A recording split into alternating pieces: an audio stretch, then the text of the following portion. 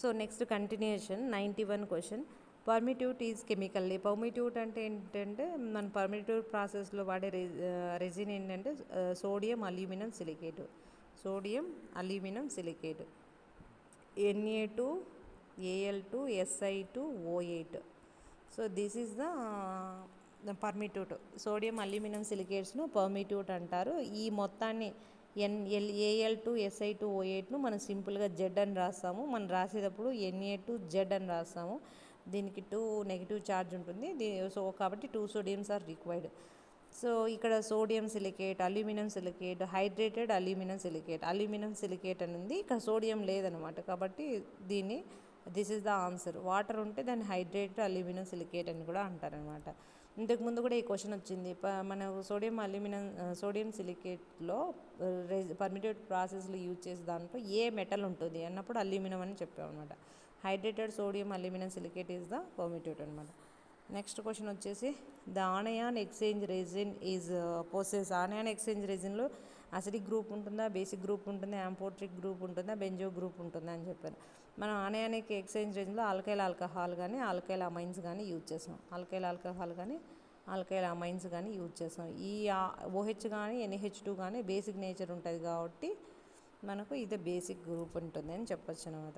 అదే cation exchange resin అయితే acidic group ఉంటుంది. H+ అయాన్స్ రిలీజ్ చేస్తుంది కానీ అసిడిక్ గ్రూప్ ఉంటుంది అని చెప్పొచ్చు అనమాట. ఒకవేళ anion cation exchange resin process అన్నప్పుడు అసిడిక్ గ్రూప్ రాయాలి. ఆనయాన్ ఎక్స్చేంజ్ రెజిన్ పోసెస్ అన్నప్పుడు అసిడిక్ గ్రూప్ రాయాలి. నెక్స్ట్ క్వశ్చన్ వచ్చేసి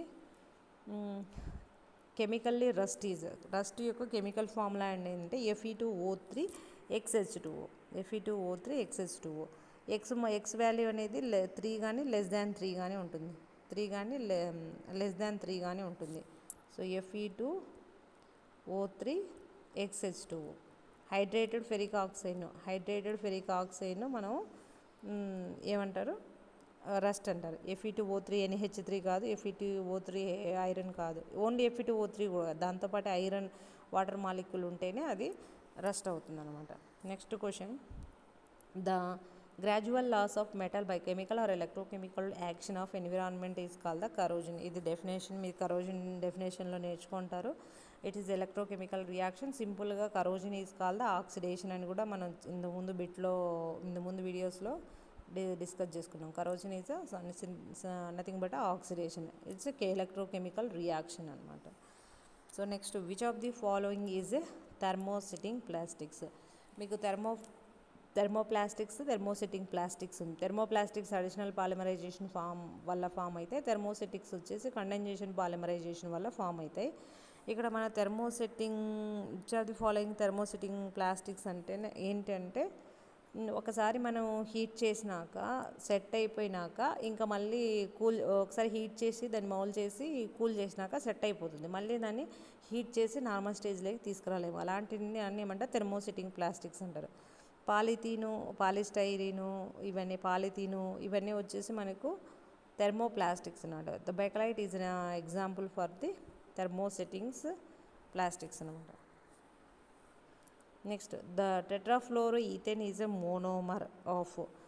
మీకు ఆల్రెడీ చెప్పాను, టెట్రాఫ్లోరో ఈథేన్ దేని వల్ల మోనోమర్ అవుతుంది. టెట్రాఫ్లోరో ఈథేన్ అంటే ఏంటంటే ఈథీన్లో ఉన్న 4 హైడ్రోజన్స్ బదులు ఫ్లోరిన్ ఉంటే దాన్ని టెట్రాఫ్లోరో ఈథేన్ అంటారు. ఈథేన్ అంటే CH2 కదా, CF2 ఉంటే దాన్ని టెట్రాఫ్లోరో ఈథేన్ అంటారు. దీనివల్ల number of tetrafluoro ethane under కూడా additional polymerization form the Teflon form అవుతుంది అనమాట. So Teflon is the answer అనమాట. సో నెక్స్ట్ క్వశ్చన్ వచ్చేసి buna N is a copolymer of. ఇంతకుముందు మనం బ్యూనాఎస్ గురించి చెప్పుకున్నాం. బ్యూనాఎస్ అంటే బ్యూటాడైన్ ప్లస్ స్టైరిన్ ఉంటుంది. ఈ బిట్ కూడా వచ్చింది. బ్యూనాఎన్ అంటే butadiene. This is the butadiene, one three butadiene. Next acrylonitrile అంటే వినైల్ పొజిషన్లో సైనైడ్ గ్రూప్ ఉంటే అక్రైలోనైట్రైల్ ఉంటాయి. ఈ రెండింటి వల్ల బ్యూనాఎన్ రబ్బర్ అవుతుంది. ఒకవేళ బ్యూనాఎస్ ఇచ్చినారనుకో, ఎస్ ఇచ్చినప్పుడు ఇది ఆన్సర్ అవుతుంది, ఇది అవుతుంది. బ్యూనాఎన్ ఇచ్చినారు కాబట్టి అక్రైలోనైట్రైల్ అవుతుంది అనమాట. మిగతావన్నీ కాదనమాట answer. Next question main constituents of producer gas అంటే CO+N2. CO+H2 ఏమవుతుంది, వాటర్ గ్యాస్ అవుతుంది. సో మీకు చాలాసార్లు వచ్చింది బ్లూ గ్యాస్ లేదా వాటర్ గ్యాస్ అంటే CO+H2 రాయాల. ఇప్పుడు ప్రొడ్యూసర్ గ్యాస్ అంటున్నాడు కాబట్టి CO+N2 దీని గురించి కూడా అలా బ్లూ వాటర్ గ్యాస్ వచ్చినప్పుడు చెప్పాను అనమాట. CO+N2 ఉంటే ఏమవుతుంది, అది ప్రొడ్యూసర్ గ్యాస్ అవుతుంది అనమాట. సో నెక్స్ట్ వచ్చేసి ozone layer is present at. Ozone layer ఎక్కడ ఉంటుంది, మనకు భూమి చుట్టూ అట్మాస్ఫియర్ ఉంటుంది. ఫస్ట్ భూమి చుట్టూ అట్మాస్ఫియర్లో ఫస్ట్ లేయర్ని ఏమంటారు, ట్రోపోస్ఫియర్ అంటారు. తర్వాత లేయర్ని స్ట్రాటోస్ఫియర్, తర్వాత థర్మోస్ఫియర్, తర్వాత ఐనోస్ఫియర్ ఉంటుంది. ఈ స్ట్రాటోస్ఫియర్లోనే మనకు ఓజోన్ అని వచ్చేసి యూవీ రేస్ను ఫిల్టర్ చేస్తూ ఉంటుంది అనమాట. ఆ ఓజోన్ వచ్చేసి ట్రోపోస్ఫియర్లో ఉంటే అది పొల్యూటెంట్ అవుతుంది. స్ట్రాటోస్ఫియర్లో ఉంటే it is protected from the UV rays అనమాట. It is present in stratosphere, not troposphere, ionosphere, thermosphere, అట్మాస్ఫియర్లోనే ఉంటుంది. అట్మాస్ఫియర్లో మళ్ళీ ఏ లేయర్లో ఉంటుందంటే స్ట్రాటోస్ఫియర్లో ఉంటుందని చెప్పచ్చు అనమాట. So next last question of this video. Okay, acid rain is cause due to the. Acid rain ఎందువల్ల ఫామ్ అవుతుందంటే మెయిన్గా ఎయిర్ పొల్యూషన్ వల్ల ఫామ్ అవుతుంది. ఇక్కడ మనకు చాలా ఆప్షన్స్, క్లోరోఫ్లోరో కార్బన్స్ వల్ల వచ్చేది మనకు ozone layer depletion, greenhouse gas, ఈ క్లోరోఫ్లోరో కార్బన్స్ వల్ల గ్రీన్ హౌస్ ఎఫెక్ట్ వస్తుంది. నెక్స్ట్ ఓజోన్ లేయర్ డిప్లేషన్ జరుగుతుంది అనమాట. మీథేన్ వల్ల ఓన్లీ గ్రీన్ హౌస్ గ్యాస్ అనేది it is greenhouse gas, దీనివల్ల గ్రీన్ హౌస్ ఎఫెక్ట్ వస్తుంది అనమాట.